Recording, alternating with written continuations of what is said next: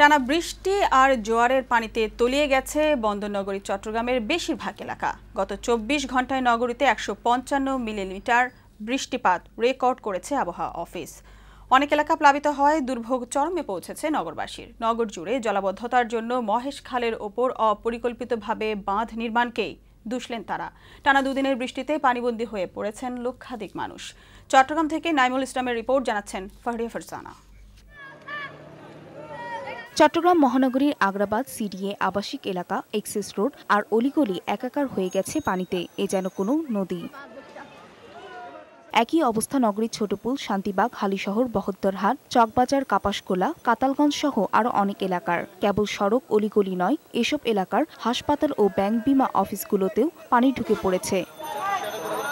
চট্টগ্রাম আবহাওয়া অফিস বলছে, সোমবার থেকে এখন পর্যন্ত নগরীতে ১৫৫ মিলিমিটার বৃষ্টিপাত রেকর্ড করা হয়েছে, ফলে ডুবে গেছে অনেক এলাকা। এ অবস্থায় নগরীতে পরিবহন সংকট সহ খেটে খাওয়া মানুষ পড়েছেন চরম দুর্ভোগে।